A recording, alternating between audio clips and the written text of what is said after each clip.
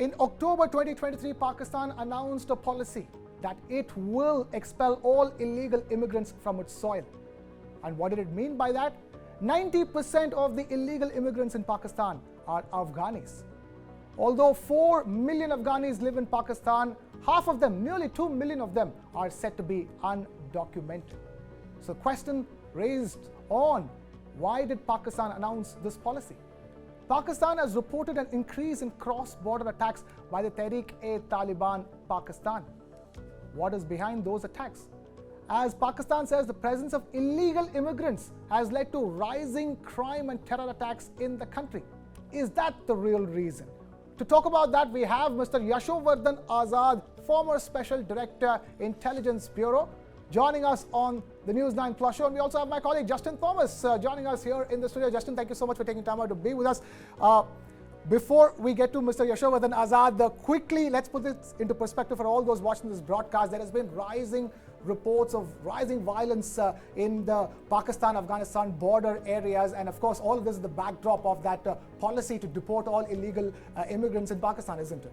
That's right. So Pakistan is the primary reason that they're giving is obviously rise of terrorism in their country and they're blaming the undocumented refugees for that. But remember, Pakistan has a dual terror policy where there are good terrorists and there are bad terrorists. So now probably the good terrorists have also turned bad for them.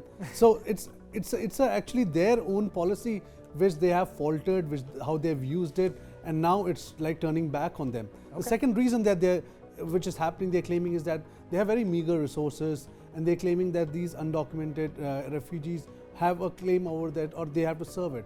But then again, your own economic policies have been paralyzed by one-upmanship between the civilian and the army out there. So that leads to nobody is there to actually look after the economy. So right now you are in a situation where you're not able to control the terrorism or have an economy backing up yourself, and now you are squarely blaming the refugees, which really is not the focal point here. Right. Clearly, they can't be the ones to be faulted with for all the other follies of Pakistan.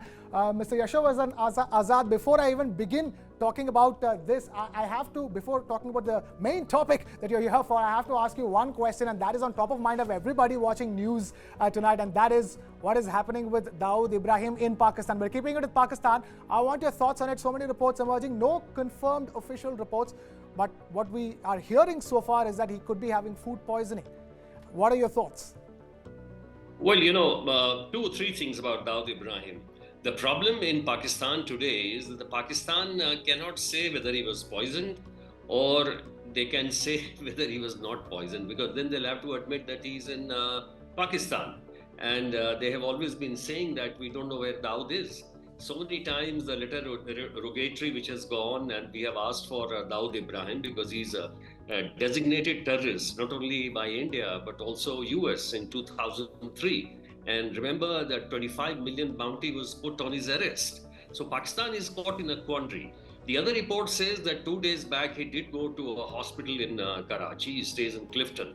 And by the way, I have seen that his residence, because when I had gone with the cricket team, our cricket team in 2004, we're just passing before the stadium. On the left side, I saw his bungalow, and the cop who was in front of me, when I asked him, is this the place? And he smiled and looked ahead. So he's very well ensconced there, and the rumors are again rife. But time and again there are rumors about Dawood Ibrahim getting killed, Dawood Ibrahim getting hospitalized, and I think this is another of those rumors. Okay, another one of those rumors. So let's not take all the Dawood Ibrahim reportage on social media all that seriously as yet. Yes. Is the word coming in from Mr. Yashovardhan Azad. Let's get back to what we were discussing. Tell us what is happening with Pakistan. You have about 4 million Afghanis living in Pakistan. 1.7 million to 2 million of them are supposed to be undocumented. Rise in violence in the Khyber Pakhtunkhwa province. How do you view Pakistan's own claim that it is doing it because of Tehreek-e-Taliban Pakistan, which is leading to the rise in violence within Pakistan?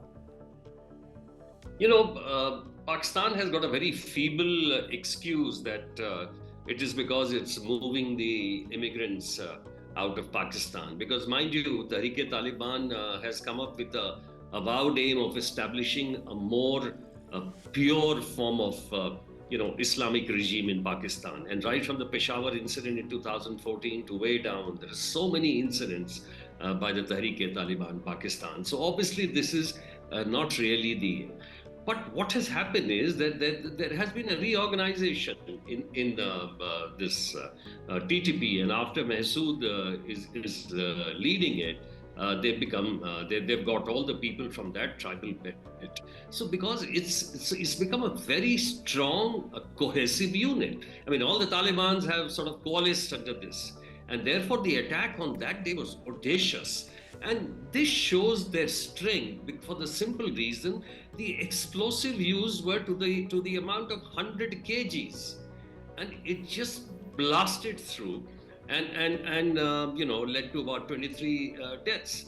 The issue is not really of removing the migrants. The TTP has its grudges throughout all these period, and has been attacking Pakistan at various where it has hit the most in that area which is their headquarters.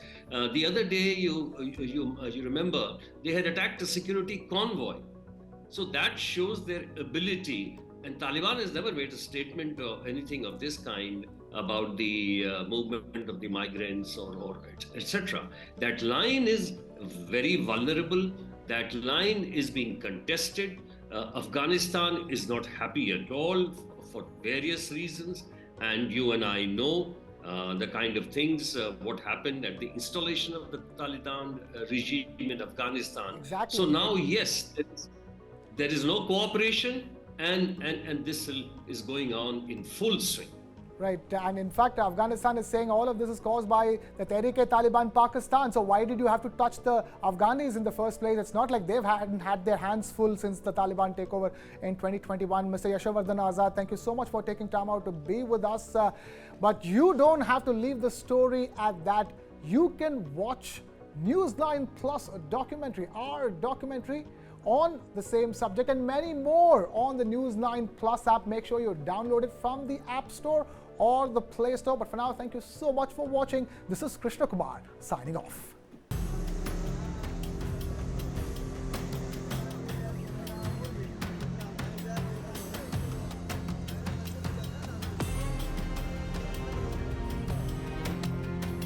Pakistan में बदअमनी फैलाने में एक बड़ा किरदार गैर कानूनी तारीक वतन का है।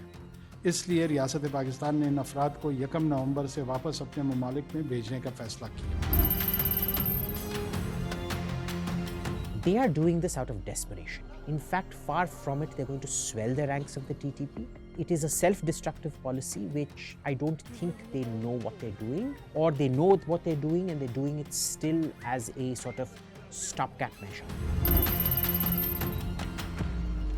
We'll create this problem for you. This problem is going to create unrest in Afghanistan. Your government will be destabilized. So either you give in to what we want, otherwise we will take these kind of actions against you. That's what's happening. Easily the largest displacement of the 21st century. Pakistan now claims policy came after efforts to exert pressure on Kabul in order to rein in the Tehreek-e-Taliban Pakistan.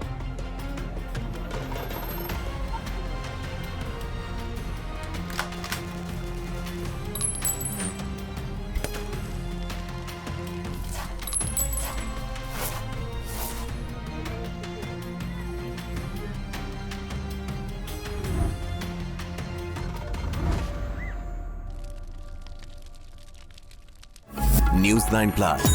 Download now.